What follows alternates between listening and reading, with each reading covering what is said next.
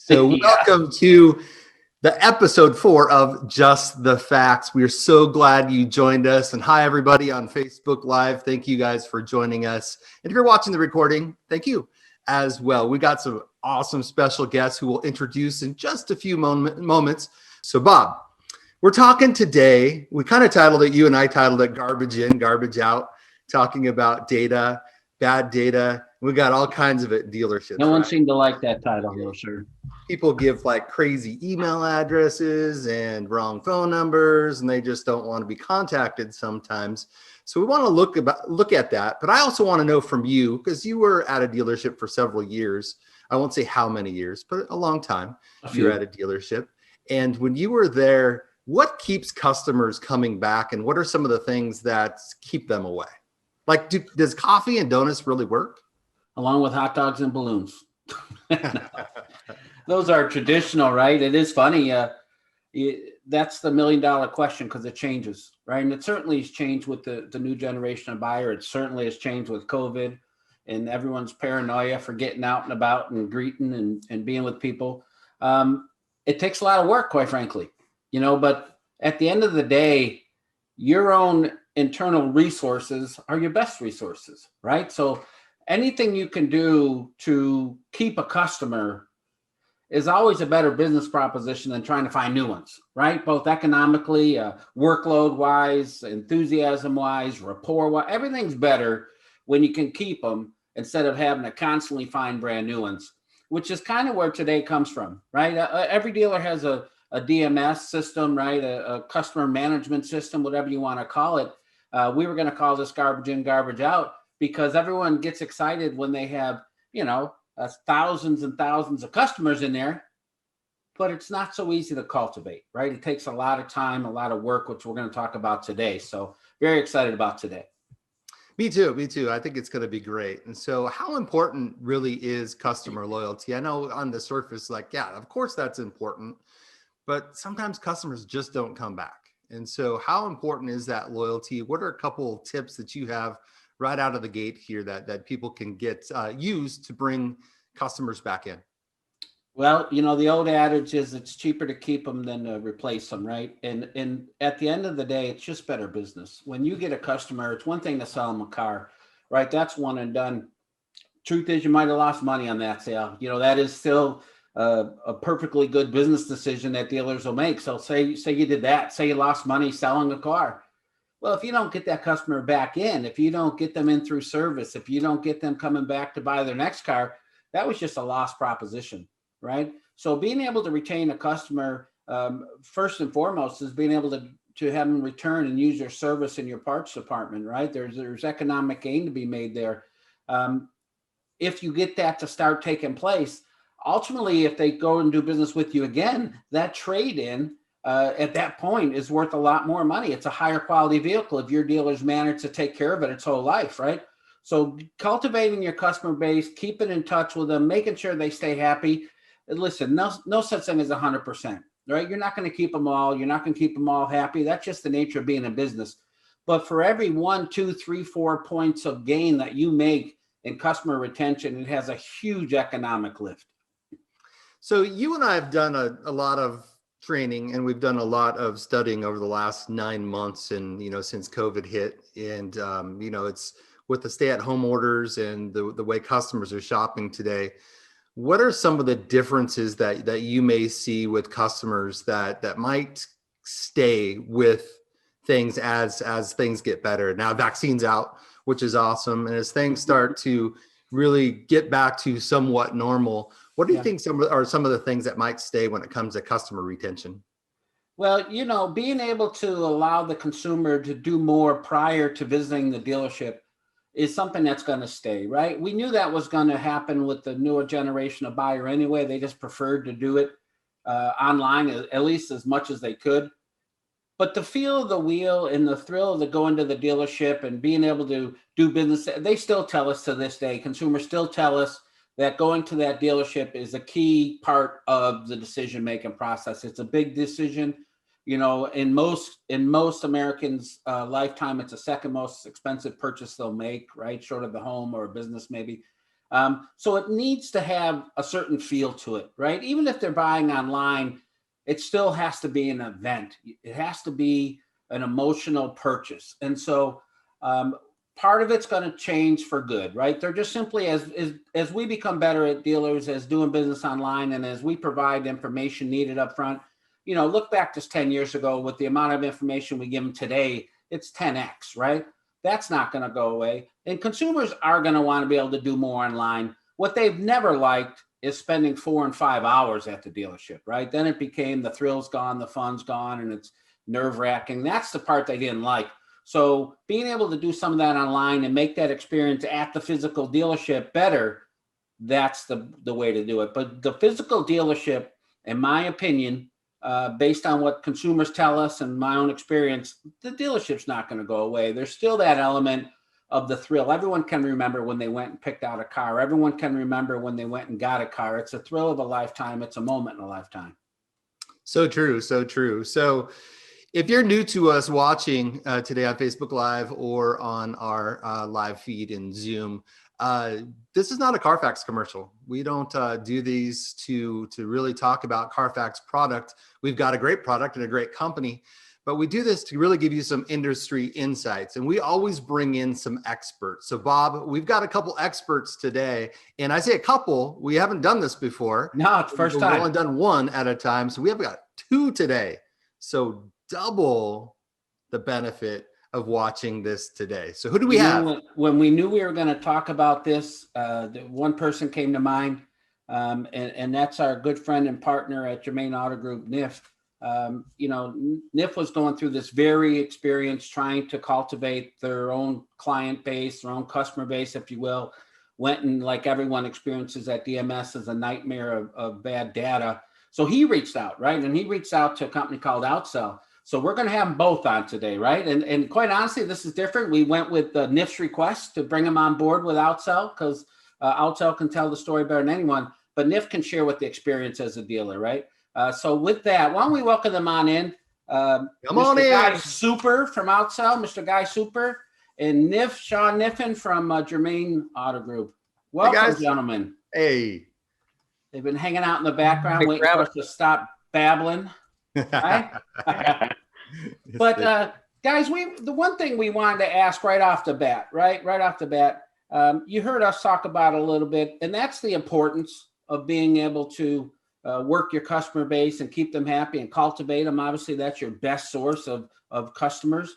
So would you touch on that a little bit? We'll start with you, Shaun.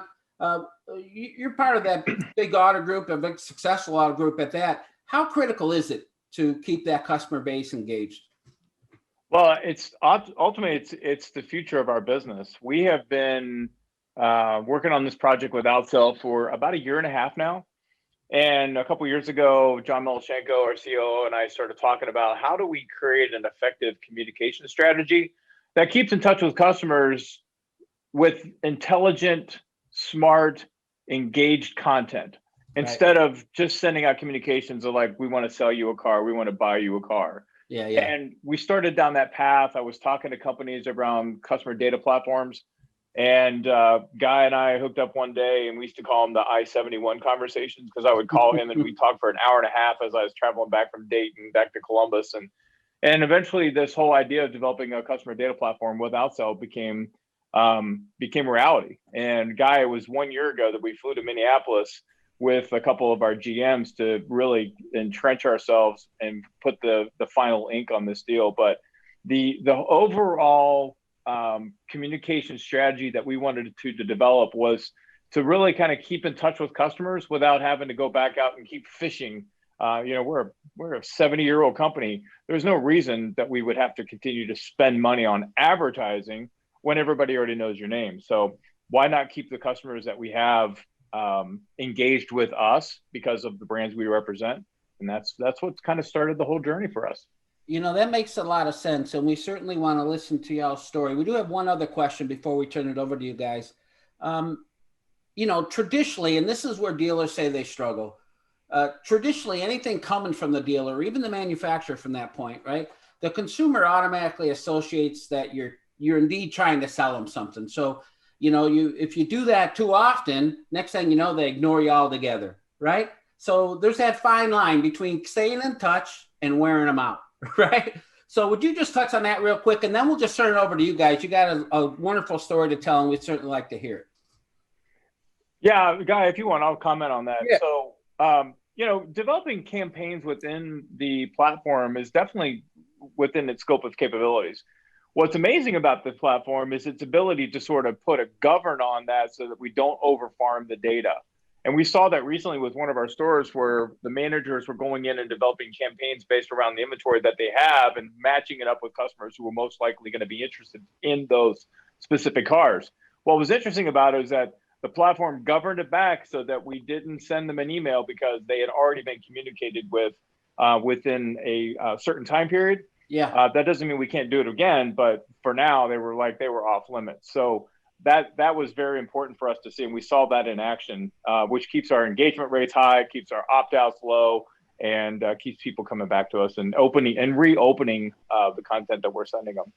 No, that makes a lot of sense. So why don't you just take it over? Tell us how you started. I know you touched on it briefly. If you just frame that up and let's hear the story. This is great. So a year ago, we were up in Minneapolis. We were meeting with Guy and Mike Wethington and the whole Outsell team, who have been absolutely amazing to work with. Our COO has been, working on the executive level on this thing, and we just went to them and said, "Look, here's what we want to do." And Outsell rolled up their sleeves and put together all their technology and all their people. We built a relationship that has turned into one of the best partnerships we've ever formed, quite honestly. And we've got some good ones, as you guys know. We really, really value and treasure our partnerships. And this was something that Outsell had the capability to do, but hadn't done it yet. And of course, we weren't going to do it. I think that was one of the things, Guy, when we got into this thing, we went, holy smokes, is this going to be expensive? Yeah. So it was the whole buy versus build kind of, right? Spent a lot of time going through that to make sure that it was the right direction to go. Yeah. Yeah, because we were gonna we're gonna hire a bunch of data scientists and we'll get this thing figured out. And then next thing you realize, it wasn't just about hiring data scientists, it was about hiring everybody that has to support this thing, because it really does take a village. But we've got frontline people, we've got people behind the scenes, we've got a lot of conversations going around data. But Guy, I think what you could do at this point is sort of tell the audience how you guys adapted to us and how you are meeting our needs on a daily basis. And I'll just re-edify that. Sure. So, when we kind of look back and think about where this all started from, the first thing that we've always known and realized is that, number one, dealers just have really bad data. And that's the result of, processes not working as far as collecting, email addresses and phone numbers and cell phones and all those things.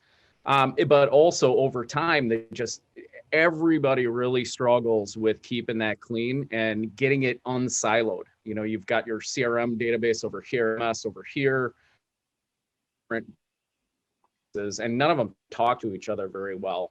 And so how if you're going to create a great consumer experience, you have to unsilo the data, you got to fix it, you got to make sure that the disposition data is correct so they even own the car anymore. How embarrassing is that? We're sending communications to people that they sold their car 3-4 years ago. So, right. and until you fix the data and get it in one spot where you can start doing some really interesting things by leveraging AI and making sure that we're sending the right type of content through the right channel to that consumer, depending where they're at in that life cycle, that's really, really critical. Because why do you think people don't like to submit forms to car dealers? Because we blow them up, right? Yeah. With all these crazy communication. They don't want to give you their information because the things that typically the industry is sending them don't make sense to where they're at. We always talk about listen to me, know me, help me, connect me. You get those 4 right, and you're going to have a customer for life. So. Yeah, you bring up a really good point, Guy. I remember when we sort of opened up the data to you guys, we signed the NDAs, we got everything covered, so we were all protected on that, which is important for people listening to this. Is you want to make sure that you're working with someone who's going to protect your data. But he calls me up and he's like, "Hey, I got good news and bad news. The good news is you sent us 1 million records. The The bad news is 400,000 of them is bad data. You can't even use them. I'm like going, are you kidding me? So right off the bat, we knew we had an issue that was bigger than us. But, Guy brings up a great point. It's like, how do we communicate to our customers? I mean, some of these communications that we send to our customers, let's face it, they look like ransom notes. It's like, and then we send the same ransom note in different language, English, in a couple of weeks, and we're thinking like, why isn't my customer responding to me? I'm like, well, hello, So there's that aspect of it. But what we were really interested in, Bob, was that we felt like we had a chance. Guy mentioned unsiloing the data, but basically we wanted to create one big silo of data. And the example we use a lot of to help explain this is we have all these customers who've bought used cars from all of our stores over the years. So it's not uncommon for a Honda store to sell a Toyota. Well, that customer who bought the Toyota at the Honda store for the next 4 or 5 years continues to receive Honda communications. That doesn't help them. They're driving a Toyota. So what we wanted to do was match the communication to what the customer was driving versus where they bought the vehicle. So now we have the ability to communicate to all of our Toyota customers with Toyota language, Toyota offers, and Toyota opportunities that a Honda store would never have the chance to do. So we feel already we're seeing some benefits of that, not just in variable ops, but also on the fixed operation side as well. It's pretty powerful so far. The initial corporate sends on this thing, the engagement level is through the roof. It's unbelievable. It's blowing away expectations. Yeah, I wanted to ask you that question. Dealers are typically siloed, as between service and sales, right? That tends to be that bridge that no one seems to cross too gingerly. So does this help with that? When you're doing this data and going through, is it multi-benefit to drive sales and drive service, that kind of thing? Is it? Did you find that at all, or is it one or the other? Or? Yeah, we're seeing that same example. So we're getting ready to launch a campaign for anybody who bought a product that's manufactured by General Motors, and we're going to launch that across all of our store business in Columbus, Ohio. And we're going to drive that traffic back to a store that can work on GM product. So yes, absolutely. We think that there's some big upsell in that. Then it extends into things like extended warranties, right. Finance and insurance and things like that. So I don't think we've begun to scratch the scratch yet of what's possible with this data platform. It's pretty amazing. Not to mention the fact that we have this omni-channel approach too, which incorporates social media, direct mail. We're getting into some really cool things with these guys that we're just going to continue to get the product and develop it with them to make it better. And it's the cool thing too is when you start talking about different channels, if you have it all in one spot and you're using a CDP type of a strategy, you can make really, really smart decisions about where that money is spent. So if I have somebody who's highly engaged on email communications with us, why am I lighting my money on fire and sending them direct mail? That's foolish. So those types of things can be happen with us. At least happens automatically. We would not make a decision to send somebody a piece of direct mail at that point, right? Why? And if nothing else, we'll try them on Facebook first. So ultimately, it seems like it gives you a better roadmap, right? Is that it does, and it's automated. That's the beauty of it. You don't have to have a team of marketing people. Think about it this way. If you really look at it, you got 4 or 5 different brands. Think about how much content that is that you would have to create on your own and how much time and effort that would take. And then you start thinking about, okay, now let's move that across direct mail, social, email, whatever, a display. And you'd have a team of people to try and do that versus just having something that was out of the box, all taken care of for you. So huge efficiencies in spend and also in just elbow grease. That makes sense. Yeah, I think, Bob, if you could, think about the Carfax for Life customers. Right. Those of us who have downloaded the app, and I've told the story about how scary accurate it was prior to COVID, actually. But there was moments when I was getting the right communication on my device at the right time because it was time. It was time to do that. But to extend upon what Guy was just saying, think about this. we have this industry standard of 10% closing rate, which I'd love to choke the person who thought that was a good number. I'm like, who made up that number? Like, oh, Right, 10%, right. you're doing great. Like, that's a 90% failure rate. Right. But what it does is, if we can pull 90% of those leads that we've never sold cars to into a data platform and say, hey, what do we got here? I mean, what's possible with this? Now we can, how many of these leads do we have that have trade information on them, vehicles of interest? Can we develop a program long-term that we could use them to re-engage with? And we've seen that already, where we've shown general managers like, look, we've communicated with this customer and we've re-engaged with them. And look, they're buying cars, but they're engaging with our content. But think about the conquest possibilities within your own data platform that you don't have to go to an outside company to do and say, hey, because there's all those companies out there that want to try to develop a conquest program. We feel like we're going to be able to do that in-house practically. So we're pretty excited about that one. That's going to come next year too. So that sounds pretty cool. Hey, guys, this is all great. And I think changing process is one of those things which is needed, but doesn't always happen. And so, one of the roadblocks that we always come up against is time. It's going to take too much time to do this.